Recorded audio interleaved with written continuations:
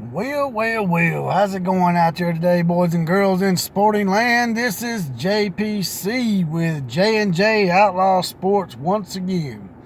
I normally don't like to do phone podcasts, but sometimes an epiphany just comes to me, and I have to pull over and share it with all the great Common Joes and Common Sallys in the know, even more so than all those media talking heads. So here it is, class. I just realized I saw something on CBS. I was scrolling down and it said Sam Houston State wins the national championship for the first time over South Dakota State. Like, what? Did anybody realize that the Division 1AA playoffs, that's right, not FCS, not FBS, not DHR, not VCR, Division 1AA playoffs were in effect? I sort of caught it in passing a couple of weeks ago, and then it was like into the quarterfinals or semifinals. I'm like, damn, I didn't even know what was going on.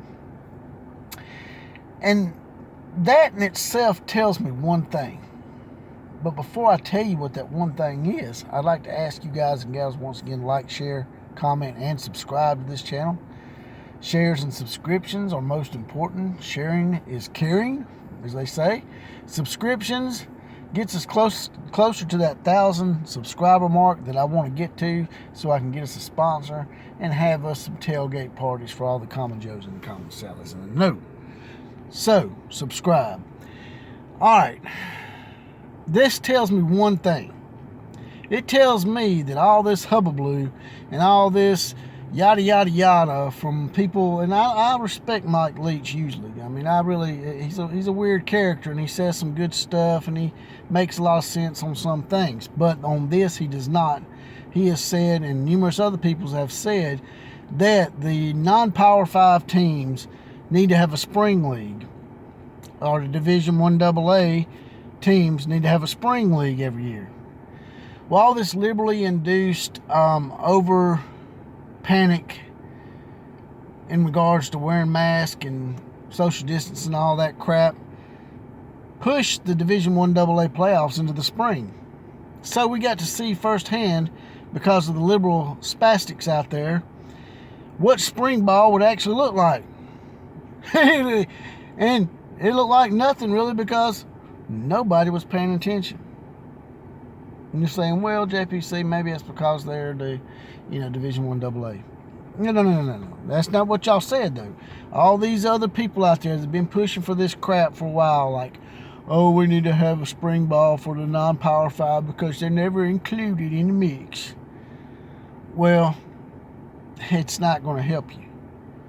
The only way spring ball works is if you bring back the USFL. And for all you youngins out there that don't know what that is, just Google it. Google's your friend, or ask your father.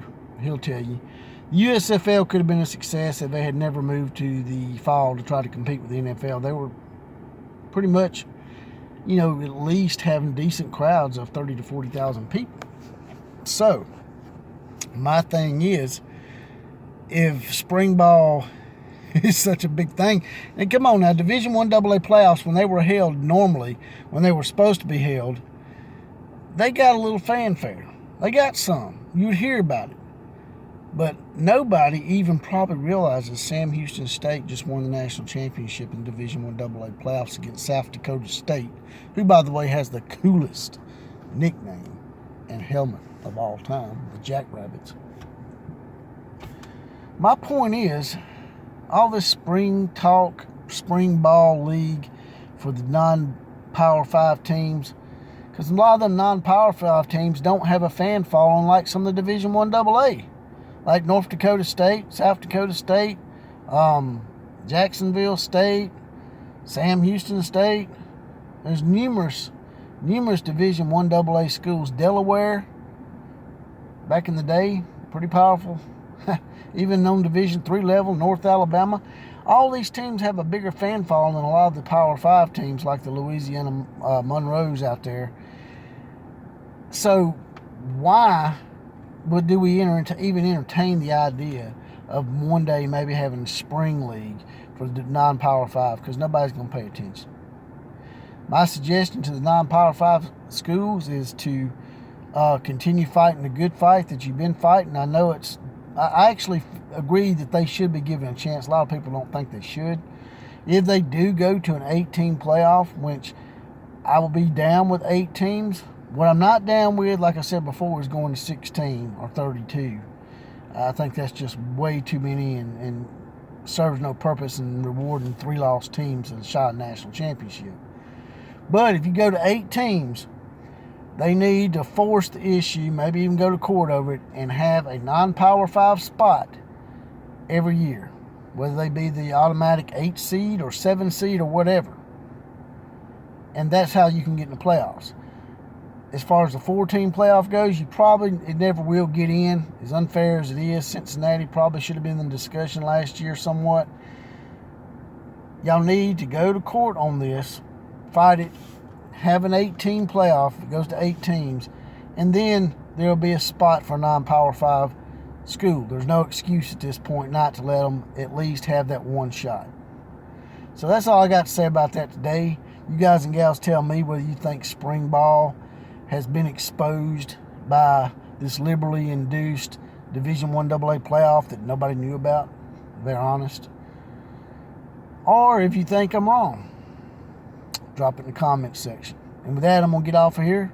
And as always, KMCA to all the other teams.